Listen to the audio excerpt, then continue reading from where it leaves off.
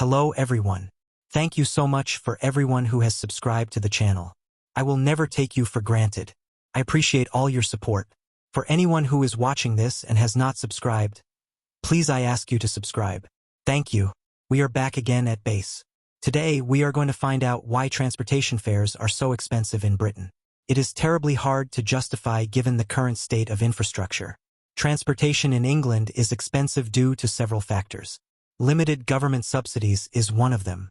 Unlike many European countries, the UK government provides relatively low subsidies for public transport.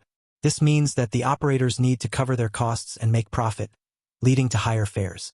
Most public transport services in the UK, except for those in Northern Ireland and London, are privately owned. Again, these companies set prices to ensure profitability for their shareholders. The costs associated with maintaining and upgrading transport infrastructure are high.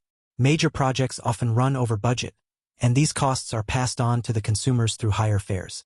Decades of underfunding have led to increased fares to cover operational costs. For example, local bus funding has seen significant cuts, contributing to higher ticket prices. High demand too has added extra charges to the cost of tickets. The popularity of rail travel continues to grow, but without corresponding increases in government spending on subsidies, prices remain high. Several franchises have a limited number of years, so that they make the maximum amount of profit. These franchises make huge profits, but do the bare minimum to improve service or commitment to improve things. The fares are ridiculously high and overcomplicated to follow. There is a price for peak time and a price for less busy time. The commuters who have to be at work before 9 a.m. have no choice but to pay the full whack. Take buses, for instance. The general public does not realize that most of these companies are foreign-owned. They are part-owned by governments of the countries where they are based. Some are owned by Holland, Australia, Spain, and other countries. This means that the train or buses operating companies are actually partly state-owned. Why does England feel at ease selling off national assets? That topic is for another day. So, in effect, other countries profit from your fares. The money that should be used to improve services and lower costs to passengers is going to shareholders. It is not being reinvested into what is a vital service. There are several ways to save money on tickets. Splitting your journey into 2 tickets can be very good. But the best way is to actually go to a ticket office in a railway station and talk to the expert. There is a common misconception that it's cheaper to buy online. This is absolute nonsense.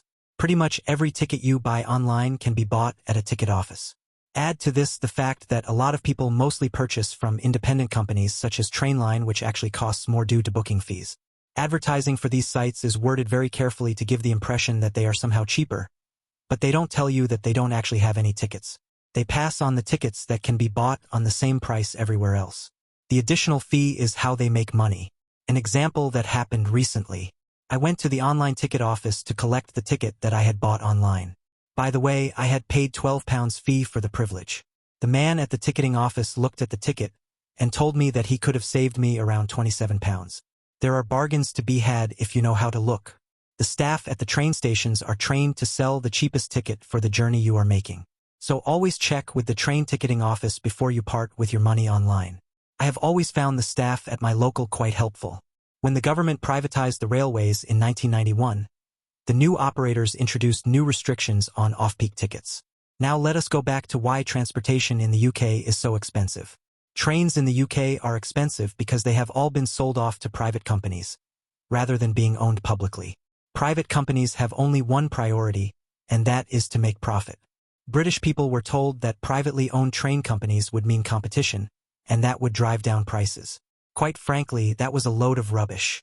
Competitive prices only happens when there is a lot of choice, and there isn't a lot of choice at all in England. So you have to take the service you need and pay whatever price is being charged. At times it is cheaper to catch a plane to Manchester or Bristol than using a train. Yes, this is how bonkers the pricing has come to. Private companies do not care about their customers. They only care about profits. Have you noticed how the trains are so full at times? The train companies do not give a damn that its trains do not have capacity to meet demand. The train companies are not going to add an extra carriage or service on busy times. They do not care. Remember, they have got the money already from your monthly pass, and no, you will keep buying a monthly pass. They know the trains are pretty much your only travel option, and they know many passengers are pretty much on the same boat. So the hell with excellent service.